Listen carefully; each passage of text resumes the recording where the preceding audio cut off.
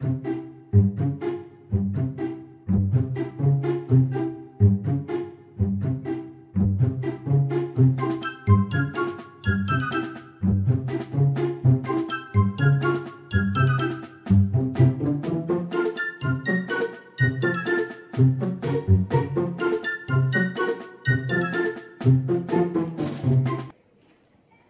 বপন। একদিন হোজ্জা এক লোভী জমিদারের বাড়ির উঠোনে বসে ছাঁকনি দিয়ে বালু ছাঁকছিলেন, আর বালু থেকে পাওয়া সোনালি কণাগুলো আলাদা করে রাখছিলেন। জমিদার তা দেখে অবাক হয়ে জিজ্ঞেস করলেন, হোজ্জা, তুমি কি করছো? হোজ্জা জবাব দিলেন, হুজুর, আমি বালু থেকে সোনার বীজ ছাঁকছি, এগুলো থেকে অনেক সোনা ফলাবো।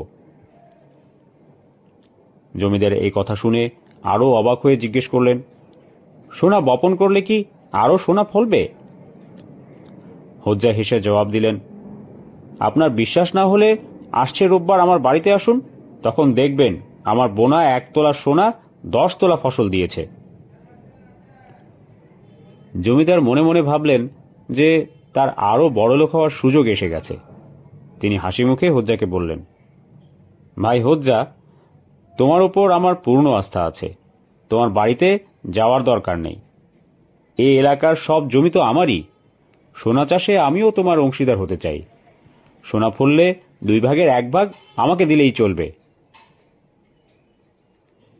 হোজ্জা খুশি হয়ে বললেন, ঠিক আছে, আমি রাজি আছি। সোনা ফললে অর্ধেক আমি নেব, তাতেও আমার লাভ ছাড়া লোকসান নেই। সতর্কতার জন্য জমিদার হোজ্জার সঙ্গে চুক্তির সময় একজন কাজীকে সাক্ষী রাখলেন। 7 দিন পর হোজ্জা চুক্তি মতো অর্ধেক সোনা নিয়ে জমিদারের কাছে হাজির হলেন। জমিদার সোনা হাতে নিয়ে ভালোভাবে পরীক্ষা করে দেখলেন একেবারে খাঁটি সোনা। খুশিতে তার মন নেচে উঠল। জমিদার বললেন, হোজ্জা, তুমি সত্যিই একজন কাজের লোক। তুমি আমার এই অর্ধেক সোনা নিয়ে যাও, তার সঙ্গে তোমার নিজের অর্ধেক মিশিয়ে আবার বপন করো। আগামী রোববার তুমি আমার ভাগের সোনা নিয়ে যাবে। হোজ্জা জবাব দিলেন, ঠিক আছে হুজুর, কোনো চিন্তা করবেন না, আমি ঠিক সময়ে আপনার প্রাপ্য সোনা দিয়ে যাব, 1 রত্তিও কম হবে না। 7 দিন পর জমিদার তার ভাগের সোনা পেয়ে ভীষণ খুশি হয়ে হোজ্জাকে বললেন, হোজ্জা, তুমি আরো বেশি সোনা বপন করছো না কেন? হোজ্জা জবাব দিলেন, এত বীজ কোথায় পাবো? হোজ্জার কথা শুনে জমিদার সঙ্গে সঙ্গে তার সিন্দুক থেকে 2 বাক্স সোনা এনে হোজ্জার হাতে তুলে দিলেন। জমিদার বললেন, হোজ্জা, এবার তোমাকে আমি 2 বাক্স সোনা দিচ্ছি। আগামী রোববার নিশ্চয়ই তুমি আমাকে 10 বাক্স সোনা দিয়ে যাবে, 1 রত্তিও কম হলে চলবে না। 7 দিনের দিন হোজ্জা বিমর্ষ মুখে জমিদারের সঙ্গে দেখা করতে এলেন। হোজ্জাকে দেখে জমিদারের মুখে আর হাসি ধরে না। তিনি জিজ্ঞেস করলেন, কি খবর হোজ্জা, সোনা বোঝাই গাড়ি কি বাইরে রেখেছ? হোজ্জা কেঁদে কেটে বিলাপ করতে করতে বললেন, সর্বনাশ হয়ে গেছে হুজুর, আপনি তো দেখলেন এ কদিন 1 ফোঁটাও বৃষ্টি হয়নি। আমাদের সোনা সব খরায় পুড়ে গেছে। ফসলের কথা ছেড়ে দিন, এবার বীজও পানিতে ভেসে গেল। জমিদার খ্যাঁক করে উঠলেন, সব বাজে কথা, সোনা কি খরায় পুড়ে যায়? হোজ্জা বললেন, আমার কথায় বিশ্বাস না হলে সাক্ষীকে ডাকুন। জমিদার কাজীকে ডেকে আনলে হোজ্জা বললেন, কাজী সাহেব, আপনি হুজুরকে জিজ্ঞেস করুন, সোনা যদি মাটিতে ফলতে পারে তবে তা খরায় পুড়বে না কেন?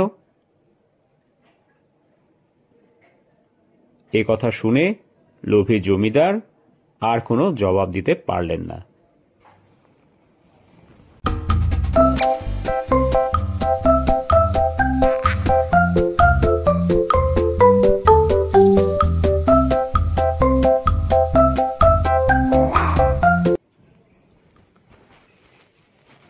গল্পের নাম হেদায়েত প্রাপ্তি। হোজ্জা তার বেশ কিছু অনুসারীকে নিয়ে বাজারের মধ্যে দিয়ে যাচ্ছিলেন। পথে হোজ্জা যা যা করছিলেন তার অনুসারীরাও তা তা করছিল।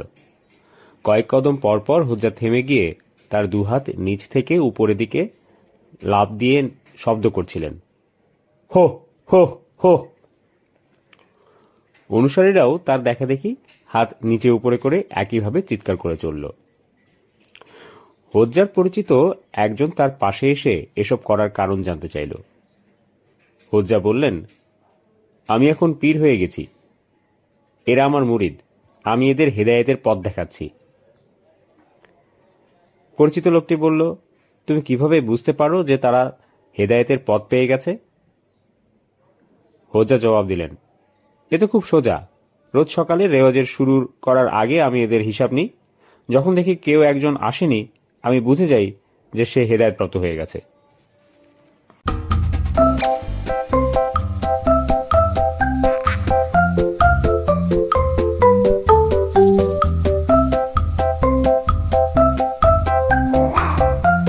গল্পের নাম ভূত তাড়াতে জমিদারের ছবি। হোজ্জা অসুস্থ হয়ে বেশ কিছুদিন ধরে শয্যাশায়ী। খবর পেয়ে তার বন্ধুরা তাকে দেখতে এলেন। তাদের একজন বললেন, হোজ্জা, আমার মনে হয় তোমার অসুখ ভালো না হওয়ার কারণ তোমার উপর ভূত আসর করেছে। হতে পারে, অসুস্থ হোজ্জা জবাব দিলেন। আমি এক ওঝাকে চিনি, সে ভূত তাড়াতে পারে। তুমি বললে তাকে নিয়ে আসতে পারি। বন্ধু অনুমতি চাইলেন। তার দরকার হবে না, হোজ্জা বললেন।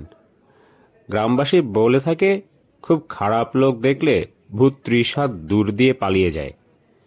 তাই তুমি বরং এক চিত্রশিল্পীকে নিয়ে এসো, সে আমাদের জমিদারের ছবি এঁকে আমার দরজায় টাঙিয়ে দেবে। জমিদারের ছবি দেখে ভূত আমাকে ছেড়ে, আমার বাড়ি ছেড়ে, এমনকি এ এলাকা ছেড়েই পালিয়ে যাবে। আর কোনো দিনও এদিকে আসার সাহস পাবে না। আমার জ্বরও ভালো হয়ে যাবে।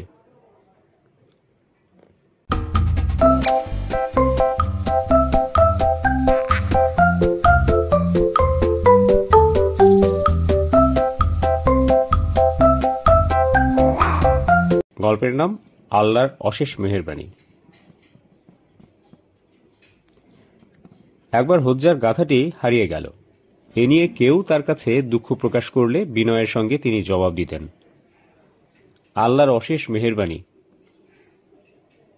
কথাটা একান ওকান হতে হতে তার বিবির কানে গেল। তিনি রেগে হোজ্জাকে বললেন, গাধা হারিয়ে গেছে তাতে আফসোস না করে উল্টো বারবার আল্লাহকে ধন্যবাদ জানাচ্ছ কেন? বিবি, হোজ্জা হাসতে হাসতে জবাব দিলেন, আল্লাহকে ধন্যবাদ না জানিয়ে কি উপায় আছে?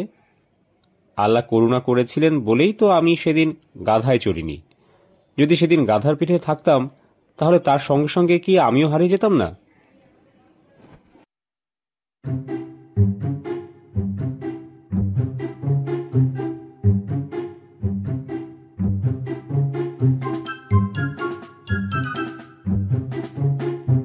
গল্পের নাম গাধা উল্টো দিকে চলে। হোজ্জা একদিন গাধার পিঠে উল্টো দিকে মুখ করে চলছিলেন। লোকজন হোজ্জাকে প্রশ্ন করল, কি ব্যাপার হোজ্জা, তুমি উল্টো মুখে বসছ কেন? হোজ্জার জবাব, আমি উল্টো মুখে বসিনি, বরং গাধাই উল্টো দিকে চলছে।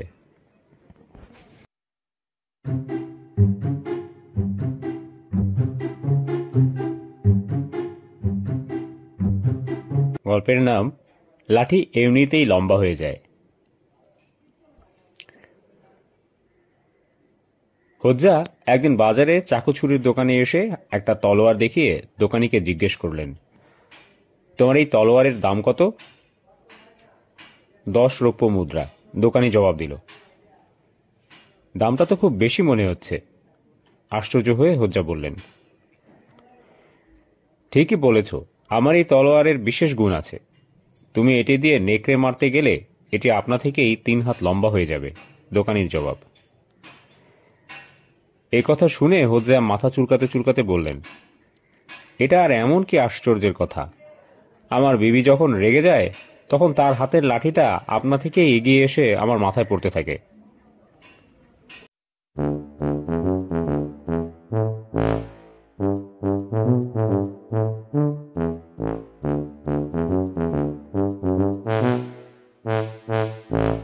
মাঝরাতে সানাই বাজিয়ে।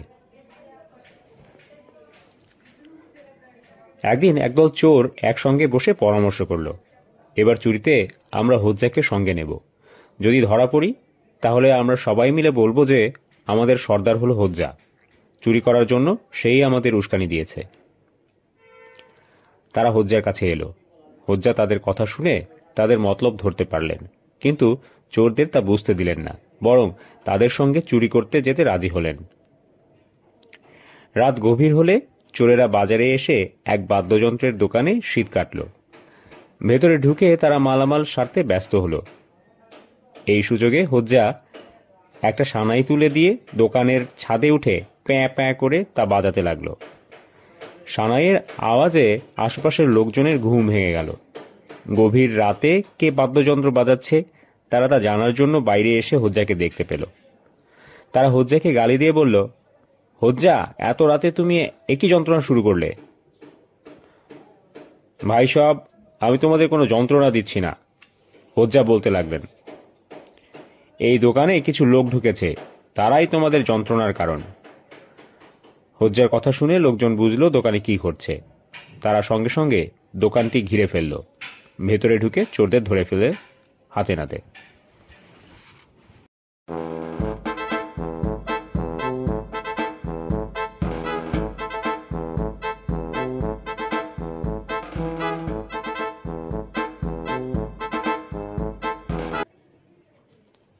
গল্পের নাম গাধার পিঠে বোঝা। হোজ্জা একদিন বাজার থেকে অনেক মালপত্র কিনে তার গাধার পিঠে চেপে বাড়ি ফিরছিলেন। বাজার থেকে কেনা মালপত্র তিনি তার নিজের পিঠের উপর নিয়ে বসেছিলেন। পথে এক পরিচিত লোক তাকে জিজ্ঞেস করল, কি ব্যাপার হোজ্জা, তুমি মালপত্র গাধার পিঠে না চাপিয়ে নিজের পিঠে নিয়ে বয়ে যাচ্ছ যে? দেখতে পাচ্ছ না, গাধার তো আমার ভার বহন করতেই কষ্ট হচ্ছে, তার উপর আবার এত ভারী বাজারের থলে তার উপর চাপিয়ে দিলে সে তো আর এগোতেই পারবে না।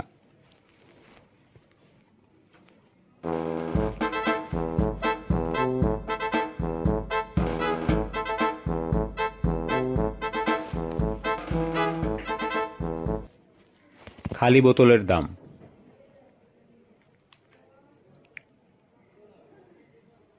বালক হোজ্জা একবার 3টা খালি বোতল নিয়ে দোকানে বেচতে গেলেন।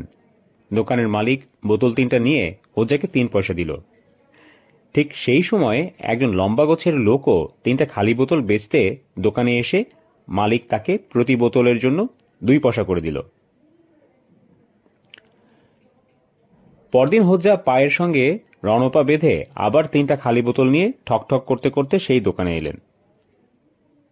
তাকে দেখে দোকানের মালিক অবাক হয়ে জিজ্ঞেস করল, হোজ্জা, তোমার এ কি অদ্ভুত রূপ দেখছি? আপনার দোকানে যে জিনিস বেচতে আসে সে যত লম্বা হয় তত বেশি দাম পায়। ছোট ছেলে বোতল বেচতে এলে 1 বোতলের জন্য আপনি তাকে 1 পয়সা দেন, আর লম্বা হলে তাকে প্রতিটার জন্য দেন 2 পয়সা। আমার মনে হয় আজ যখন আমি এত লম্বা হয়েছি তখন আপনি নিশ্চয়ই আমাকে প্রতিটি বোতলের জন্য 3 পয়সা করে দেবেন। হোজ্জার জবাব।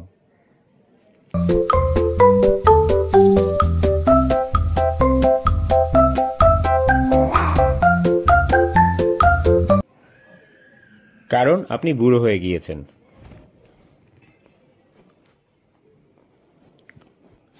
অবসর সময়ে হোজ্জা গ্রামে হেকিমি চিকিৎসা চর্চা করতেন। একদিন এক কিপ্টে বুড়ো হোজ্জার কাছে এসে বলল, আমি উঠলে বসতে পারি না, আর বসলে উঠতে দাঁড়াতে পারি না। কারণ আপনি বুড়ো হয়ে গিয়েছেন, হোজ্জা বললেন। আমার সারা শরীরের বিভিন্ন জায়গায় মাঝে সাঝে খিঁচুনি ধরে। কারণ আপনি বুড়ো হয়ে গিয়েছেন, হোজ্জা বললেন। কোনো খাবার খেলেই আমার বদহজম হয়। এরও কারণ হলো আপনি বুড়ো হয়ে গিয়েছেন, হোজ্জা জবাব দিলেন। বুড়ো রেগে আগুন হয়ে বলল, হোজ্জা, তুমি কেমন হেকিম হে? একই উত্তর বারবার বলে যাচ্ছ। আপনি যে এত রেগে গিয়েছেন তারও কারণ হলো আপনি বুড়ো হয়ে গিয়েছেন, হোজ্জা শান্তভাবে জবাব দিলেন।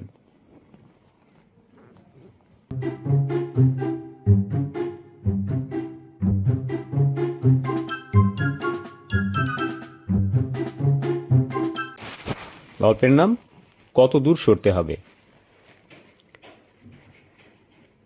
রাতে হোজ্জা বিবির সাথে খাটে শোয়া ছিলেন। বিবি হাত পা ছড়িয়ে আরামের সঙ্গে শোয়ার জন্য হোজ্জাকে একটু দূরে সরে যেতে বললেন। হোজ্জা খাট থেকে নেমে বাড়ির বাইরে বেরিয়ে সোজা হাঁটা ধরলেন। পথে এক পড়শির সঙ্গে দেখা হলে পড়শি জিজ্ঞেস করল, কি ব্যাপার হোজ্জা, এত রাতে কোথায় চললে? হোজ্জা জবাব দিলেন, তা আমি কি করে জানব? তুমি বরং আমার বিবি থেকে প্রশ্নের উত্তর জেনে আসো আর আমাকে জানাও যে আমাকে আর কত দূর ছুটতে হবে।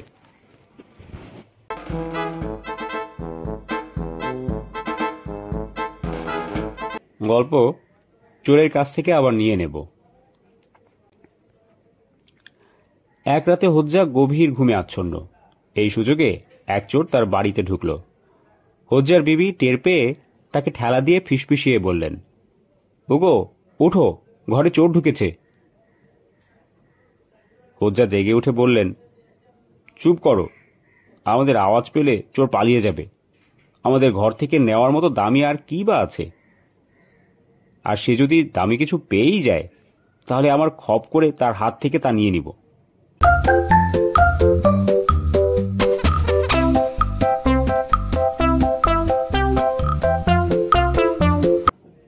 গল্পের নাম পাখার দিকে তাকিয়ে মাথা নাড়া।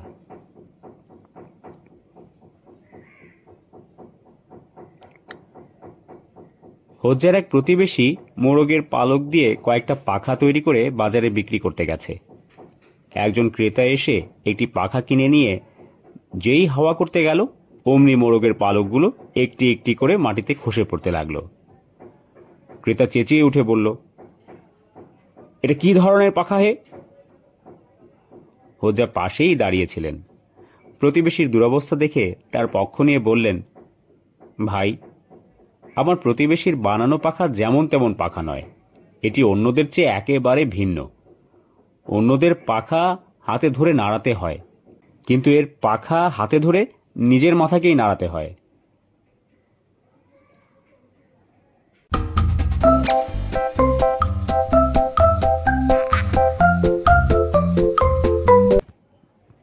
ভাড়ায় গাছের ছায়া। হোজ্জার গ্রাম থেকে বাজারে যাওয়ার পথের পূব পাশে এক হাড়কিপ্টে বাস করত। তার বাড়ির পশ্চিমে বিরাট একটা গাছ ছিল। সকাল থেকে দুপুর পর্যন্ত গাছের ছায়ায় রাস্তা ঢেকে থাকত, আর বিকেলে ছায়া গিয়ে পড়ত হাড়কিপ্টের উঠোনে। গ্রামবাসী সকালে বাজারে যাওয়া আসার পথে এই গাছের শীতল ছায়ায় বসে বিশ্রাম নিতে চাইত, কিন্তু হাড়কিপ্টে কাউকে গাছের ছায়ায় বিশ্রাম নিতে দিত না, বরং চেঁচামেচি করে তাদের তাড়িয়ে দিত। হাড়কিপ্টের এই দুর্ব্যবহারে গ্রামবাসীর খুব রাগ হল। শেষ পর্যন্ত তারা হোজ্জার পরামর্শ চাইল। হাড়কিপ্টেকে জব্দ করার উদ্দেশ্যে গ্রামবাসীর কাছ থেকে 100 মুদ্রা নিয়ে হোজ্জা গাধার পিঠে চেপে হাড়কিপ্টের বাড়ির দিকে রওনা হলেন।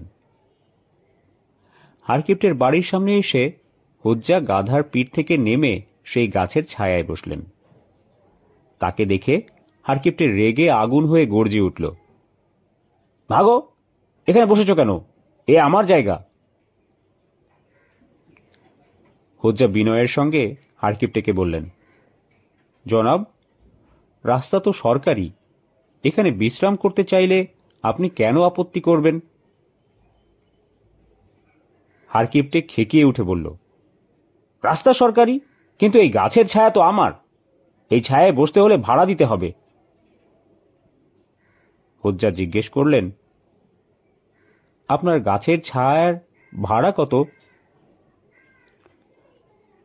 হাড়কিপ্টে ভাবতেই পারেনি যে হোজ্জা সত্যি গাছের ছায়া ভাড়া নিতে চাইবেন।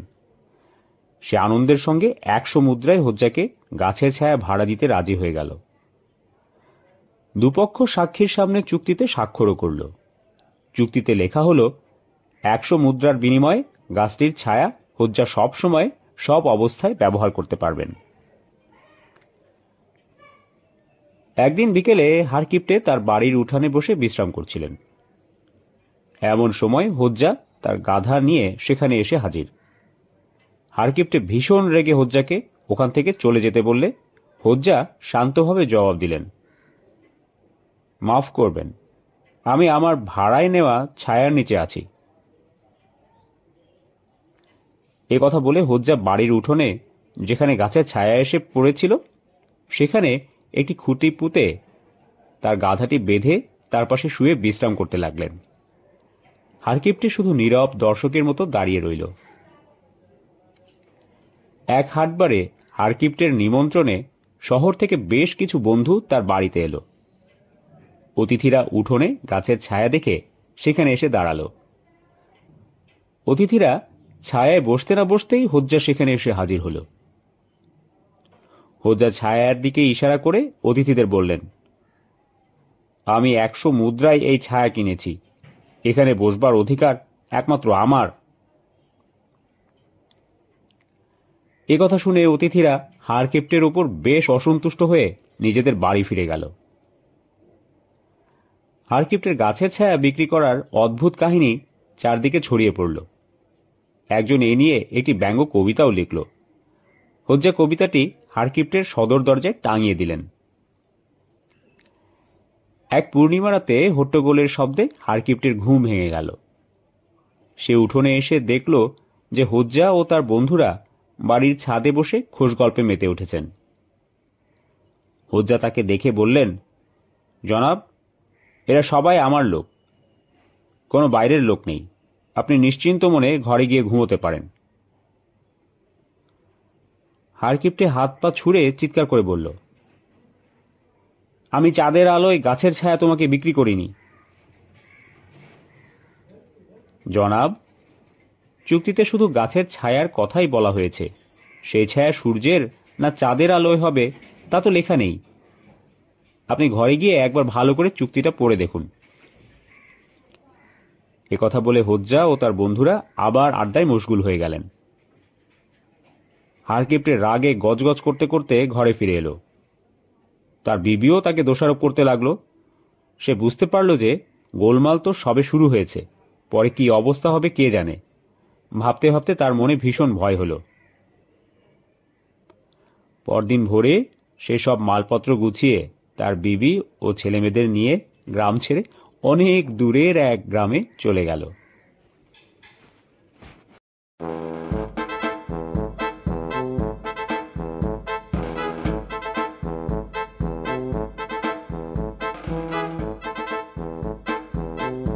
গল্পের নাম দিনের হালুয়া দিনেই শেষ। হালুয়া হোজ্জার খুব প্রিয় খাবার। এক রাতে হোজ্জার বিবি রুটির সঙ্গে মাংস আর হালুয়া দিলেন, কিন্তু হোজ্জার তৃপ্তি মিটল না। হোজ্জা ঘুমানোর আগে বিবিকে বললেন, আমার মাথায় একটা গভীর ভাবনা ঘুরপাক খাচ্ছে, তোমার বাকি হালুয়াটা নিয়ে এসো, তারপর আমি আমার ভাবনার কথাটা তোমাকে জানাচ্ছি। বিবি বাকি হালুয়া এনে দিলেন। হোজ্জা সব হালুয়া শেষ করে তৃপ্তির ঢেকুর তুলতে লাগলেন। বিবি অস্থির হয়ে প্রশ্ন করলেন, তুমি চুপ করে আছো কেন? এবার তোমার ভাবনার বিষয়টা বলে ফেলো। তোমার ভাবনার বিষয়টা না জানতে পারলে আমার তো ঘুম আসবে না। আমি চিন্তা করে দেখলাম দিনের হালুয়া দিনেই শেষ করা উচিত, তা না হলে ভালো ঘুম হবে না। হোজ্জা জবাবটা দিয়ে পাশ ফিরে শুয়ে পড়লেন।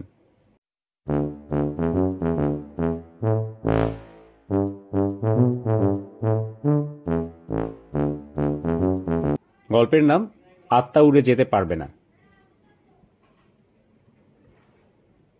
বাদশাহ হোজ্জাকে নিয়ে শিকারে গেছেন। হোজ্জার দায়িত্ব ছিল বাদশাহের শিকারী বাজপাখিটা সঙ্গে রাখা। হোজ্জা বাজপাখিটাকে ঝুড়ির মধ্যে নিয়ে ওটা সহই ঘোড়ায় চাপলেন। শিকারের জায়গায় এসে হোজ্জার হাতে বাজপাখিটা না দেখে বাদশাহ উৎকণ্ঠার সঙ্গে জিজ্ঞাসা করলেন, হোজ্জা, শিকারীর বাজপাখিটা দেখছি না কেন? ঝুড়ির মধ্যে আছে জাহাপনা, হোজ্জা জবাব দিলেন। কি? বাদশার রাগে আগুন হয়ে গাল পাড়তে পারতে বললেন, বেকুব, বাজকে ঝুড়ির মধ্যে রেখেছ? নিশ্চয়ই এতক্ষণে বাজের আত্মা খাঁচা ছেড়ে দিয়েছে। জাহাপনা, রাগ করবেন না।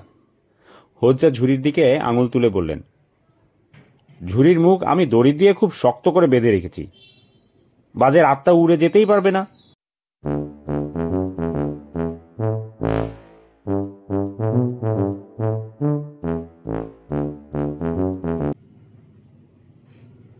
গল্পের নাম চাঁদ ও সূর্য। গ্রামের লোকজন হোজ্জাকে জিজ্ঞেস করল, চাঁদ উপকারী না সূর্য উপকারী? চাঁদই উপকারী, হোজ্জার জবাব। কেন? লোকেরা প্রশ্ন করল।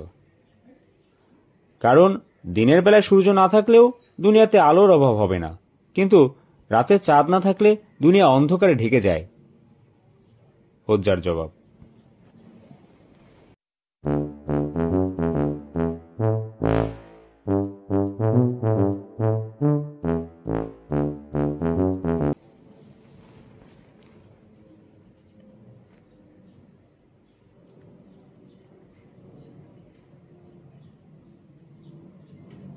ছোট ও বড় প্রশ্ন।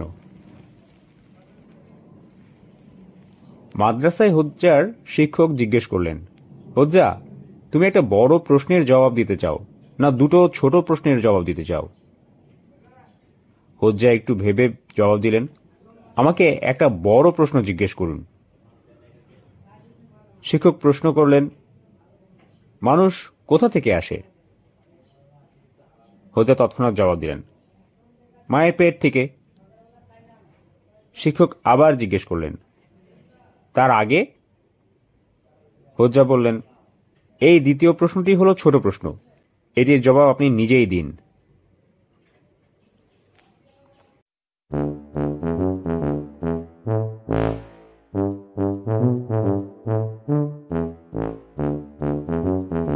গল্প সবাইকে খুশি করা অসম্ভব।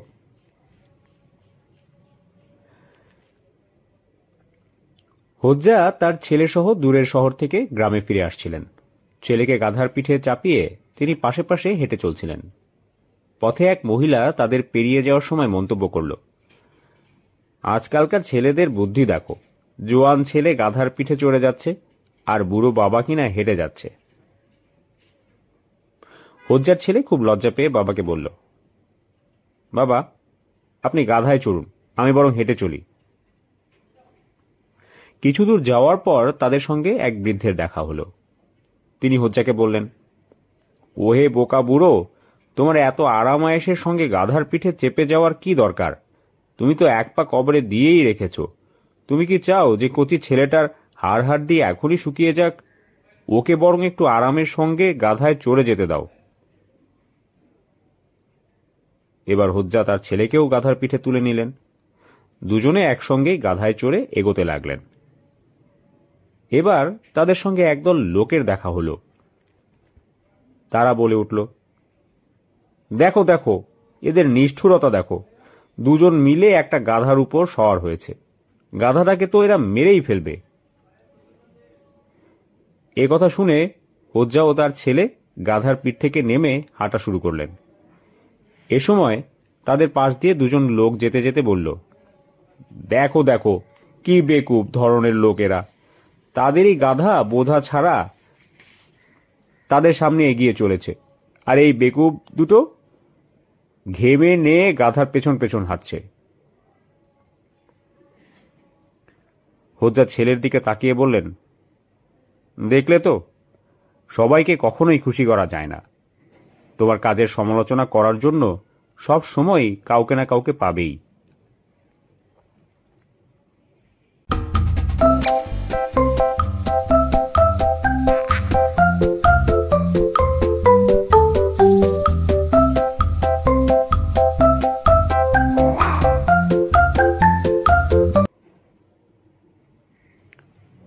গরম স্যুপের গন্ধ।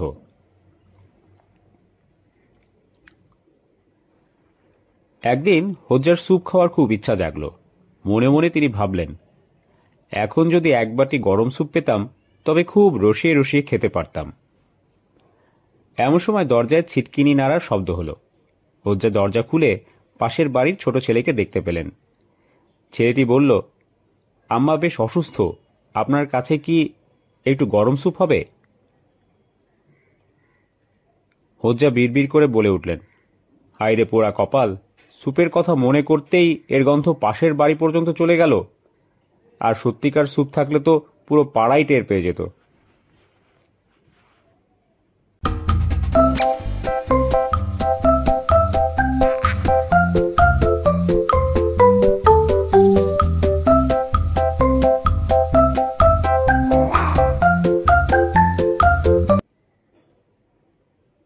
চিকিৎসক আর জল্লাদ। এক লোক হোজ্জাকে জিজ্ঞেস করল, চিকিৎসক আর জল্লাদের মধ্যে পার্থক্য কি? জল্লাদ প্রথমেই জবাই করে, তারপর চামড়া খুলে নেয়, আর চিকিৎসক প্রথমে চামড়া খুলে নেয়, তারপর জবাই করে। হোজ্জার জবাব।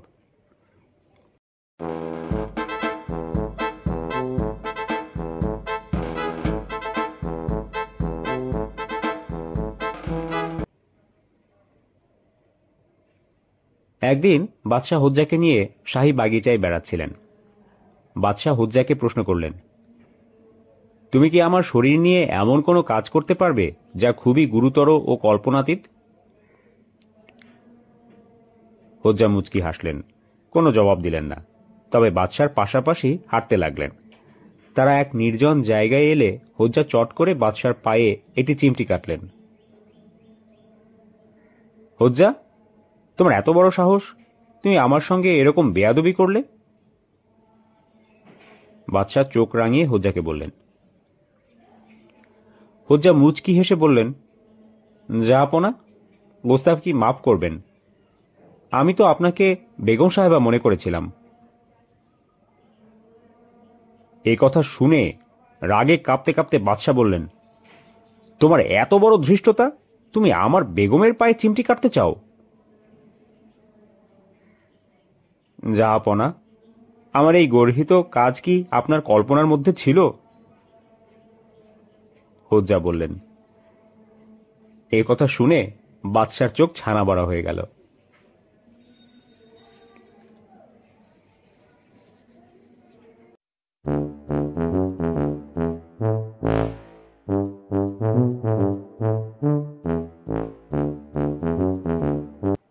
পুরনো কবর। হোজ্জা খুব অসুস্থ। বন্ধুবান্ধব তাকে দেখতে এসেছেন, কেউ কেউ তার শেষ ইচ্ছার কথাও জানতে চাইলেন। হোজ্জা বললেন, ভাই, আমার শেষ ইচ্ছা হলো আমার মৃত্যুর পর তোমরা আমার জন্য নতুন কোনো কবর খোদাই করবে না, বরং আমাকে একটা পুরনো কবরে দাফন করবে। তার এরকম ইচ্ছার কারণ বন্ধুরা জানতে চাইলে হোজ্জা জবাব দিলেন, তোমরা বুঝতে পারলে না, দাফনের পর যখন ফেরেশতারা আমাকে দুনিয়াদারির হিসাব দিতে বলবেন, তখন তো আমি বিপদে পড়ে যাব। তোমরা যদি আমাকে পুরনো কবরে দাফন করো, তবে ফেরেশতারা আমাকে খুঁজে পাবে না। পুরনো কবরে তো তারা আর নতুন মুর্দা খুঁজতে আসবে না।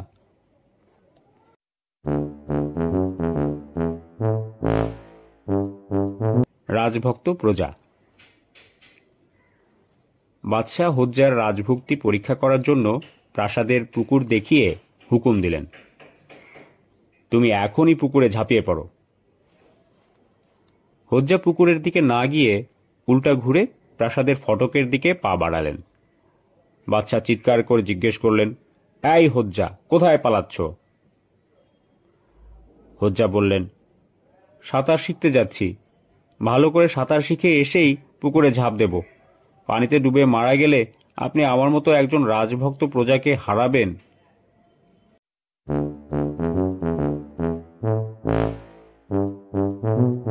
কাকে সবচেয়ে ভালোবাসো? একদিন সন্ধ্যাভোজ শেষ করে হোজ্জা তার দুই বিবির সঙ্গে বসে খোশ গল্প করছিলেন। এমন সময় তার ছোট বিবি আবদারের সুরে জিজ্ঞেস করলেন, মিয়া, আপনি আপাকে বেশি ভালোবাসেন না আমাকে? দুই বিবি পাশে থাকায় হোজ্জা জবাব দিলেন, আমি তোমাদের দুজনকেই সমানভাবে ভালোবাসি।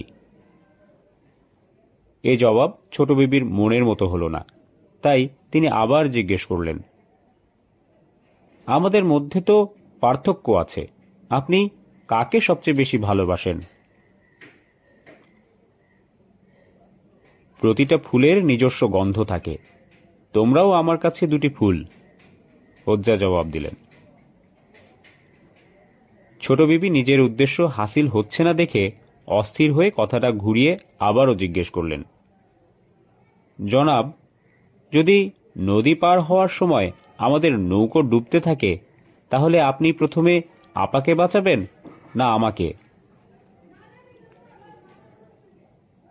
হোজ্জা কিছুক্ষণ চুপ করে থেকে মৃদু হেসে তার বড় বিবির দিকে তাকিয়ে বললেন, বেগম, তুমি তো সাঁতার কাটতে জানো, তাই না?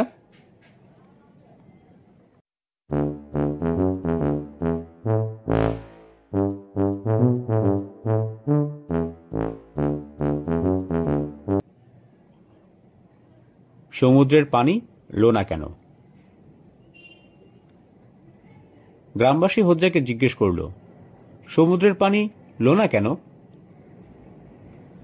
সমুদ্রে অনেক মাছ আছে, মাছগুলো যাতে পচে না যায় সেজন্য আগেকার মানুষেরা বুদ্ধি করে সমুদ্রে অঢেল লবণ ছড়িয়ে দিয়েছিল, তাই তো সমুদ্রের পানি লোনা, হোজ্জার জবাব।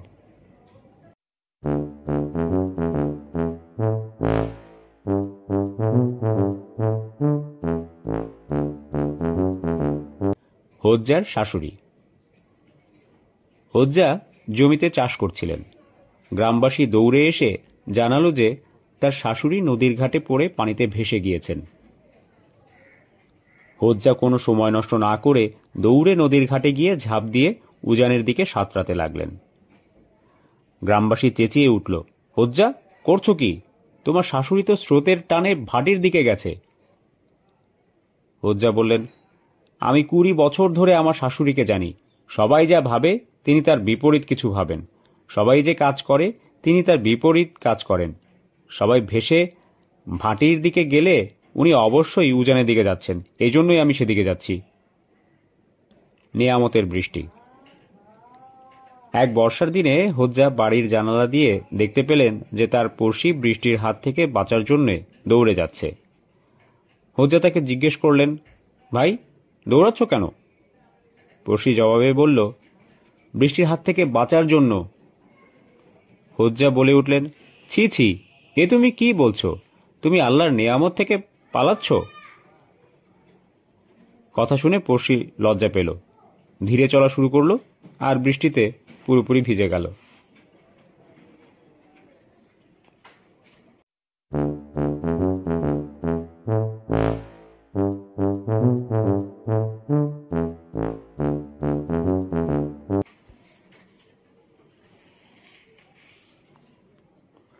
কিছুদিন পর আরেক বৃষ্টির দিনে পড়শি দেখতে পেল যে হোজ্জা বৃষ্টির হাত থেকে বাঁচার জন্য দৌড়াচ্ছেন। পড়শি এই সুযোগ হাতছাড়া করতে নারাজ, চেঁচিয়ে বলল, এ খুব লজ্জার কথা হোজ্জা, তোমার উপদেশ কি তুমি নিজেই ভুলে গেলে? আজ তুমি কেন আল্লাহর নেয়ামত ফেলে পালাচ্ছ? হোজ্জা দৌড়ের গতি একটুও না কমিয়ে বললেন, আমি কি আল্লাহর নেয়ামত ফেলে পালাতে পারি? আমি তো দৌড়াচ্ছি পবিত্র নেয়ামতগুলোই যেন পা না পড়ে সে কারণে।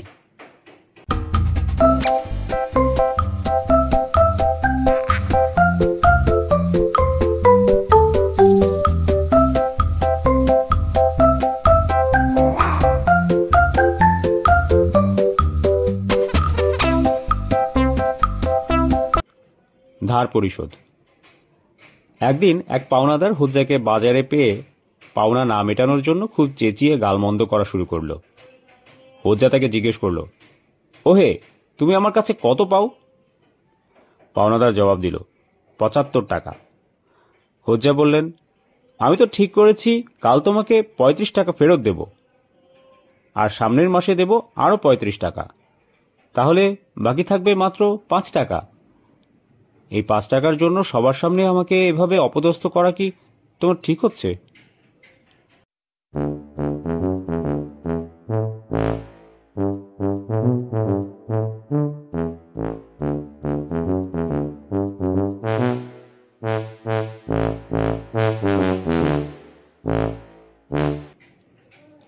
কাক ও গরু। বাড়ির খোলা উঠোনে হোজ্জা আরাম কেদারায় বসেছিলেন। সামনের মাঠে একটা গরু চড়ে বেড়াচ্ছিল, আর পাশেই উড়ে বেড়াচ্ছিল একটা কাক। হোজ্জা মনে মনে ভাবলেন, আল্লাহ, এ তোমার কেমন বিচার? গরু এত উপকারী জন্তু, তাকে তুমি ওড়ার ক্ষমতা দিলে না, আর পৃথিবীর কুৎসিত প্রাণীটাকে তুমি দিলে ওড়ার ক্ষমতা। ঠিক তখনই কাকটা উড়ে যেতে যেতে বদ কাজটা হোজ্জার মাথাতেই সেরে ফেলল। হোজ্জা মাথায় হাত দিয়েই বলে উঠলেন, আল্লাহ, তোমার মহিমা বোঝা ভার। আর যদি এই কাকটা কাক না হয়ে গরু হতো, তাহলে তো আমার মাথা সহ চোখ, কান, মুখ, নাকের চেহারাই বদলে যেত।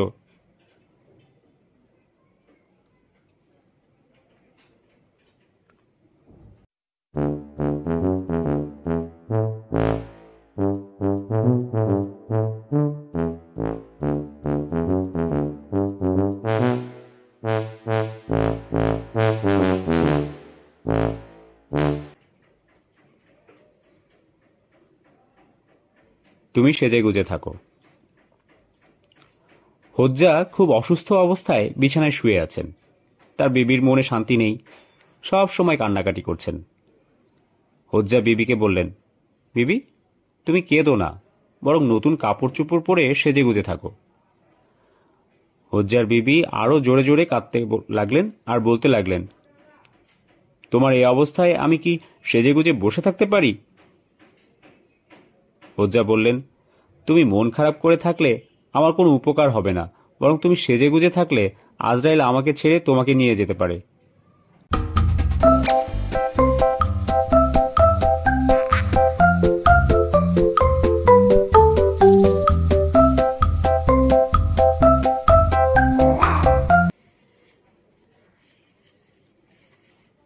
ঘোড়ার উকিল জমিদার। জমিদার এক মদ্দা ঘোড়ায় আর হোজ্জা এক মাদি ঘোড়ায় চড়ে পাশাপাশি যাচ্ছিলেন। হঠাৎ জমিদারের ঘোড়াটি হোজ্জার মাদি ঘোড়ার দিকে মুখ ফিরিয়ে চিহি করে ডেকে উঠল। জমিদার হোজ্জার সঙ্গে তামাশা করার জন্য বললেন, হোজ্জা, আমার ঘোড়া তোমার ঘড়ির প্রেমে পড়েছে। সে তোমার ঘড়িকে বিয়ে করতে চায়। জমিদারের কথা শেষ না হতেই হোজ্জার ঘড়িও চি করে ডেকে উঠল। হোজ্জা সঙ্গে সঙ্গে বলে উঠলেন, হুজুর, আমার ঘড়ি বলছে জমিদারের ঘোড়া আমাকে বিয়ে করতে চাইলে জমিদারকে উকিল হতে হবে।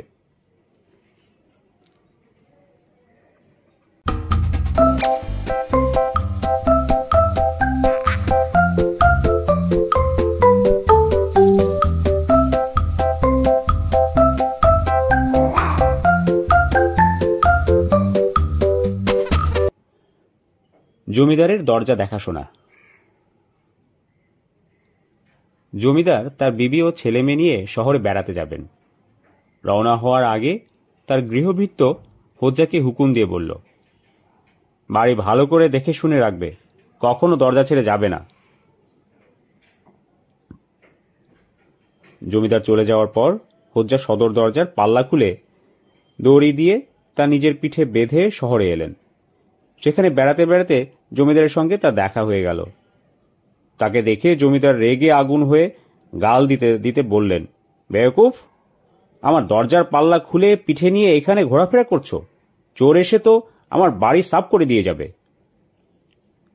হোজ্জা বললেন, হুজুর, আপনি তো বলেছিলেন দরজা ছেড়ে আমি যেন কোথাও না যাই। নিজের পিঠে বাঁধা দরজার পাল্লা দেখিয়ে তিনি বললেন, তাছাড়া চোর তো বাড়িতে ঢুকতে পারবে না, আমি তো দরজাই নিয়ে চলে এসেছি।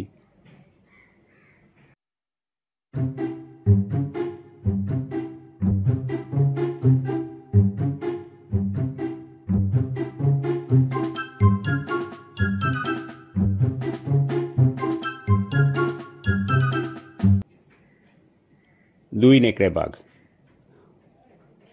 হোজ্জা মাঠে গরু চড়াচ্ছিলেন। একসময় বাদশাহ ও উজিরকে পাশে সড়ক দিয়ে যেতে দেখা গেল। ঠিক সে সময় হোজ্জার একটি গরু হাম্বা হাম্বা রবে ডেকে উঠল। বাদশাহ হোজ্জাকে অপদস্থ করার জন্য জিজ্ঞেস করলেন, হোজ্জা, তোমার গরুটি তোমাকে কি বলল? ঝাপনা, গরুটি আমাকে বলল, মিয়া সাবধান, মনে হয় মাঠে দুটি নেকড়ে বাঘ এসে পড়েছে। হোজ্জা জবাব দিলেন।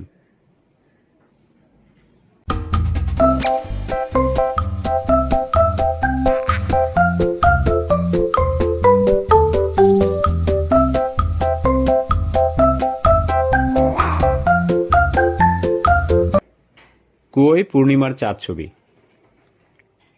এক পূর্ণিমা রাতে হোজ্জা কুয়ো থেকে পানি আনতে গিয়ে তার পানিতে পূর্ণিমার চাঁদের প্রতিচ্ছবি দেখতে পেলেন। তিনি বিড়বিড় করে বলে উঠলেন, সর্বনাশ হয়ে গেছে, চাঁদ তো কুয়োর মধ্যে পড়ে গেছে। একে উদ্ধার না করলে এক্ষুনি এটি ডুবে যাবে। হোজ্জা তাড়াতাড়ি কুয়ো থেকে বালতি ওঠানোর আংটা দড়িতে বেঁধে পানিতে নামালেন। আংটা পানির নিচে গিয়ে বড় এক পাথরের সঙ্গে আটকে গেল। হোজ্জা খুব শক্তি লাগিয়ে দড়ি ধরে টানতে লাগলেন আর বলতে লাগলেন, পূর্ণিমার চাঁদ তো বেশ ভারী। খুব জোরে টানা হেঁচড়া করতে গিয়ে দড়ি থেকে আংটা ছিঁড়ে গেল, আর হোজ্জা মাটিতে চিত হয়ে উল্টে পড়লেন। সঙ্গে সঙ্গেই তিনি আকাশে পূর্ণিমার চাঁদ দেখতে পেয়ে বলে উঠলেন, যাক, আমার কষ্টটা সফল হলো। আমার টানেই চাঁদটা কুয়ো থেকে আকাশে উঠে গেছে।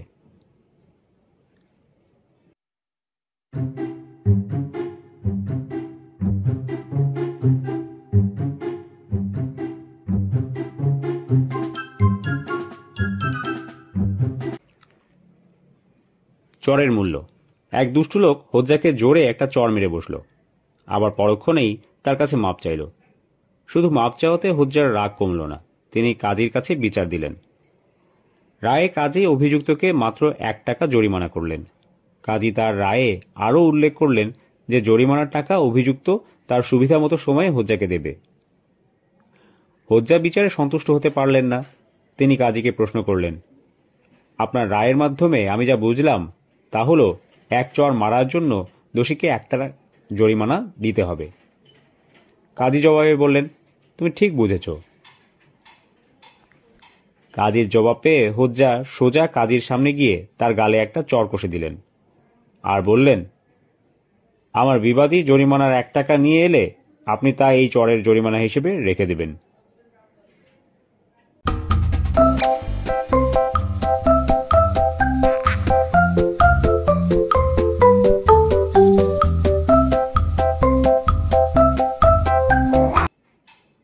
গন্ধ। তৈমুর লং তার নতুন প্রাসাদের দ্বার উদ্ঘাটন উপলক্ষে হোজ্জাসহ দেশের অনেক গণ্যমান্য ব্যক্তিকে দাওয়াত দিয়েছেন। রাজকীয় ভোজ শেষে তৈমুর অতিথিদের তার প্রাসাদ কেমন লাগলো সে কথা জিজ্ঞেস করলেন। প্রথম জন উত্তর দিলেন, খুবই সুন্দর, তবে একটা কেমন যেন গন্ধ করছে। তৈমুর রেগে গিয়ে তার প্রহরীদের বললেন, একে আমার সামনে থেকে দূর করে নেও আর গর্দান নিয়ে যাও। এবার তৈমুর দ্বিতীয় জনকে জিজ্ঞেস করলেন, ঠিক করে বলো তো, সত্যি কি কোনো খারাপ গন্ধ পাওয়া যাচ্ছে? তিনি আগের জনের পরিণতির কথা মনে করে বলে উঠলেন, মোটেই না, আমি তো গোলাপের সুগন্ধ পাচ্ছি। তৈমুর চাটুকারের উত্তরে আরও ক্ষেপে গিয়ে প্রহরীদের বললেন, এই চাটুকারকেও গর্দান নিয়ে নাও।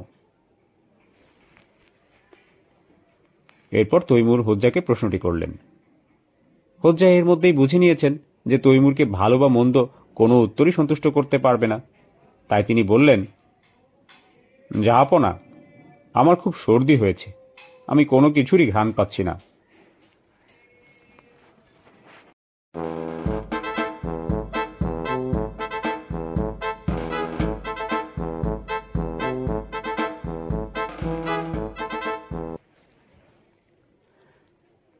বিবি ও গাধার মৃত্যু।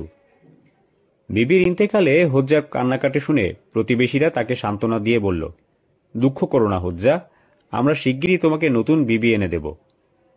হোজ্জার কান্নাকাটি ধীরে ধীরে থেমে এলো। কিছুদিন পর হোজ্জার গাধাটা মারা গেল। এবার হোজ্জার কান্নাকাটি আর থামতেই চাচ্ছে না। বন্ধুরা এসে জিজ্ঞেস করল, কি ব্যাপার হুজ্জা, এক গাধার জন্য এত কান্নাকাটি করছো কেন? কেন কাঁদবো না বলো? যখন বিবি ইন্তেকাল করলো তখন তোমরা সবাই মিলে একটা নতুন বিবি এনে দিলে। আজ গাধা মারা গেল, অথচ এখন পর্যন্ত কেউ তার বদলে আরেকটা গাধা এনে দিলে না।